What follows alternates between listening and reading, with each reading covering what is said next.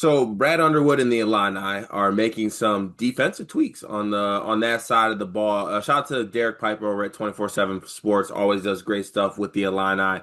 And Brad, I think, was a part of some media availability the other day, and he stated that Camryn Crocker, who they just hired this offseason to be a part of his staff, who we did a video on when they hired him. Big Cam Crocker fans. I think that through his career, he's had great success at the prep level. Player development at Stanford, really good. Had some really good pros there, even under a head coach that was someone trying to make me pull my hair out. And then at Colgate, also had really good success with, I think it was Coach Matt Langle who was there. Yeah, really good success there. Had some really good teams.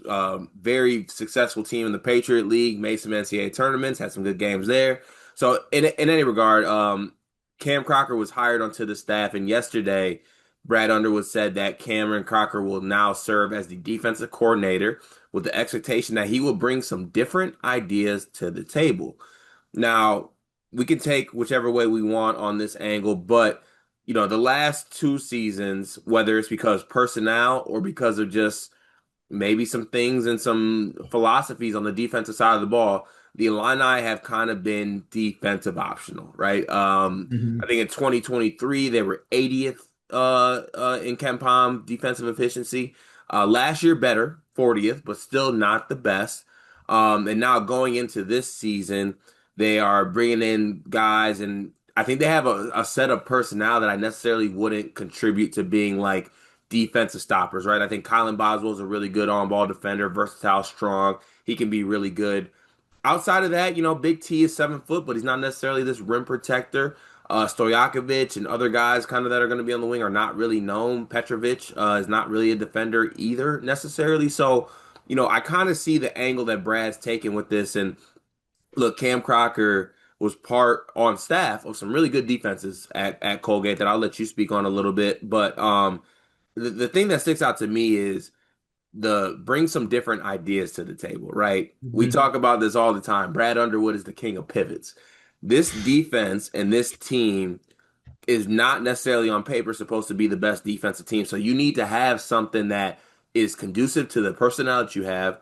And I think the different ideas portion of this to the table is something that could end up working out really well. And I think could benefit Illinois in this case. So Riley, I'll throw it to you after I just word vomited there. What do you take from this kind of change by Brad Underwood in this case?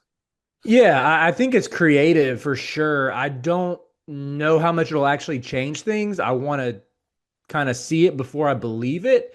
But if you look at this from an Illinois fan perspective, or even Underwood's perspective, you have your top guy in Orlando Antigua. So you have your guy who's supposed to be the killer on the trail, who's sort of your right hand man.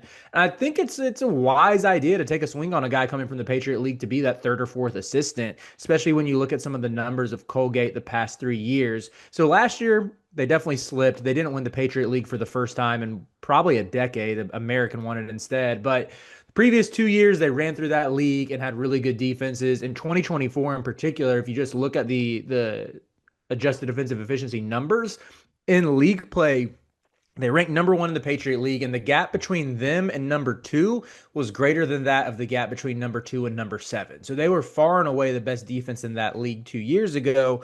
To where I think if you're getting in a guy who's had success manufacturing a good defense at that level, like I mean, I don't know how much Patriot League hoops you watch, but there's a lot of weird play styles. It's a lot of Princeton offenses, a lot of pinch posts playing through the bigs, not exactly athlete heavy.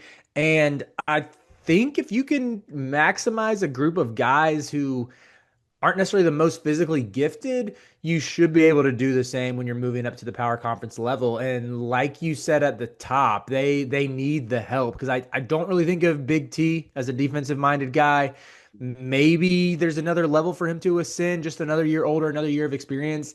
Zvonimir Ivisic last year was just brutal defensively. I think he got hunted every time he was on the court. I get some of the shot blocking numbers are nice, but it just seems like he's been a liability on that end ever since that game against Georgia when he made his debut at Kentucky. And for 10 minutes, we thought he was going to lead the Cats to a championship. So just looking at some of the personnel here, I think it's a smart move by Underwood to try some new things. I like that he's not just going to stick with the status quo and see if the same old tired system can fix things, but Yeah, it's at the same time, it doesn't to me, it doesn't seem like it's just a quick, easy, 100% surefire fix. This video is brought to you by NBA2K Lab.com. 2K Lab worked with us last summer as well. They're one of our favorite entities in all of sports gaming. We want to show you their college basketball stadium locator challenge game. And I'm going to share a screen right now as we do this. South Carolina, bang. Oh, Ooh, okay, that's pretty good. Next, North Carolina. Why are we only getting the Carolinas? please Bang. lock in. St. John's. That's New New York. York.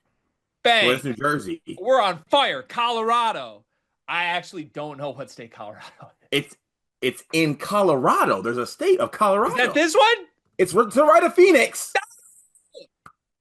Anyway, you get the picture. This game's really fun. They've got more games as well, like Guess the NBA Player, Mystery Fantasy Draft, and more. Stay tuned for all of the college football content and games that they'll be putting together to help you get the best experience out of college football 26. Back to the video. Yeah, no, it's definitely not. But I guess, and Illinois fans will tell me if I'm wrong, surely, but there's been a little bit of like contention amongst like nothing really changes with the staff necessarily. Like it's kind of status quo. We're kind of going with the things, we have the guys in place and obviously there's been a little bit of changeover, but like the philosophy, I guess, hasn't necessarily changed. And tell me if I'm wrong. Or Illinois fans, tell me if I'm wrong on this video, which I'm sorry if I am. But for me, like just thinking back to, you know, we've reached to one video quote where I just get to talk about my D3 playing day. So I'm gonna go ahead and do that right now. Um, there's so many like intricacies on the defensive end outside of like actual players just like being able to defend the ball. Like one of the better defensive teams I played on, I would look at like the personnel wise, we weren't that great at a defensive team, but the scheme of everything just helped us out, right? Like guys being in the right spot, keeping the other team kind of guessing what you're going to do on a game to game basis, adjusting the defensive game plan to the team, personnel, being on your P's and Q's. It can go a long way. And, you look at like the great defensive teams like Houston, they have the personnel, but they also the way they operate and move as one and do things, it goes a long way. So, I don't think anyone's going to be expecting Illinois to be like a top defensive team in the country or anything like that. But maybe the change in ideology can kind of just help them get to a point where they are in a spot where they keep other teams off balance because last season the MO was out on Illinois. Just go to the rim. They got no protection Yep. whatsoever. Yep. Like just don't let them go to the rim. You'll be able to score at will. Colin Boswell's a good on-ball defender, but otherwise you will kind of be able to do whatever you want. And given the personnel they're going to have on the floor, it'll be very interesting to see how Coach Crocker kind of schemes to put guys in the right spot because you could have a backcourt possibility of Colin Boswell and Mihailo Petrovic. Boswell, great point of attack guy. I'm sure he'll do something to utilize just making that kind of the MO on what they can do because you know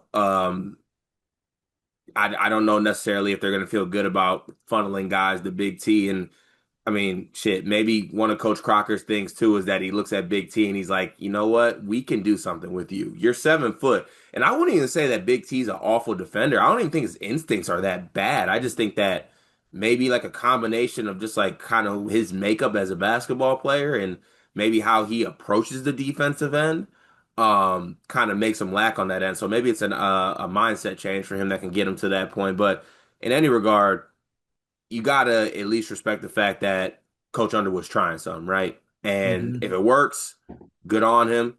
If it doesn't, maybe he does something else and pivots. But yeah, I think it makes sense for them to give kind of another coach a chance to make things happen and get some stops on the defensive end. But we'll see what happens with it. We'll see obviously when it gets to game time and what the defensive results look like.